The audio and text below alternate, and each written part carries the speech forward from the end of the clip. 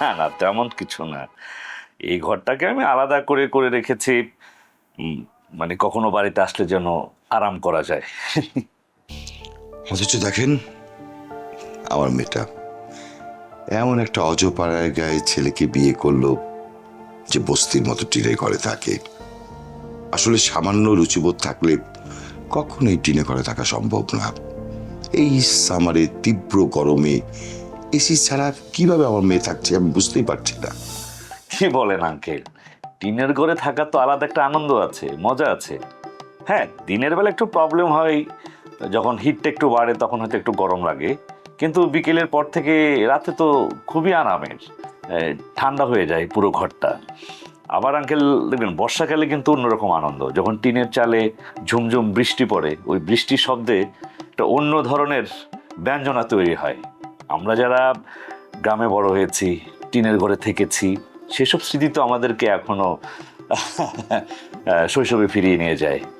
তো সেক্ষেত্রে অবশ্যই যারা আমরা শহরে থাকি বা এসিতে থাকি, তাদের একটু প্রথম প্রথম অসুবিধা হয়, অভ্যস্ত হতে একটু সময় লাগে। দেখুন, আপনি আমাকে কাব্যিক কথা শোনাবেন না, এটা আমার একদম পছন্দ না। একটা কথা মনে রাখবেন, টাকা ছাড়া মানুষের জীবন চলে না। আপনার টাকা আছে, গাড়ি আছে, বাড়ি আছে, আপনাকে সবাই দাম দিবে। টাকা নেই, আপনার জীবনের কোনো দাম নেই।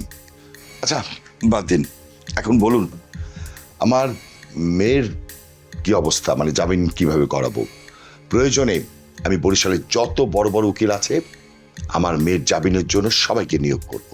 সেটা হলে তো ভালো। আসলে প্রবলেমটা হচ্ছে আপনার মেয়েকে ওরা মিথ্যা মামলায় ফাঁসিয়েছে। আমি তো হাবুর সঙ্গে কথা বলেছি, লয়ারের সঙ্গে কথা বলেছি, ডাক্তারের সাথে কথা বলেছি, ম্যাজিস্ট্রেটের সঙ্গে কথা বলেছি। সব কিছু মিলে ভিলেজ পলিটিক্সের একটা ব্যাপার আছে। আর সেকেন্ড চেয়ারম্যান তো ভালো মানুষ না, সেটা নিশ্চয়ই আপনি জানেন। এই যে তড়িঘড়ি করে পোস্টমর্টেম না করে মায়ের ডেড বডি দাফন করে ফেললো। আর আমি তো ডক্টরের সাথে কথা বলেছি যে এই পোস্টমর্টেম প্রসেসের সঙ্গে স্যাম্পল কালেক্টিংয়ের টোটাল প্রসেসের মধ্যে আমি থাকতে চাই। তো সেটা আমি তো কমপ্লিট করেছি। এখন ম্যাজিস্ট্রেটের সাথে আমি কথা বলেছি। এখন সেকেন্ড চেয়ারম্যান একটা খারাপ উদ্দেশ্য নিয়ে আছে যে মারজানকে যে কোনোভাবে হোক এই হত্যা মামলার সাথে সে জড়াবে, এটা তার এক ধরনের ষড়যন্ত্র। কিন্তু আঙ্কেল, মারজান তো এসবের সঙ্গে নেই। গ্রামের মানুষ যেভাবে মিছিল করছে, মানববন্ধন করছে, যে ফেসবুকে তো সয়লাভ হয়ে গেছে। মারজানকে গ্রামের মানুষ খুব ভালোবাসে। আমার ধারণা পোস্টমর্টেম যখন হবে, রিপোর্ট যখন বের হবে, মারজান নিশ্চয়ই মুক্তি পেয়ে যাবে। আপনি এটা নিয়ে একদম টেনশন করবেন না আঙ্কেল। কিন্তু আমি তো সেকেন্ড চেয়ারম্যানকে অনেক বড় অফার করে এসেছি। অফার? কি অফার দিয়েছেন? আমি বলেছি আমার মেয়ে যদি এই মামলা থেকে রেহাই পায় তাহলে ও যা চাইবে তাই দিব।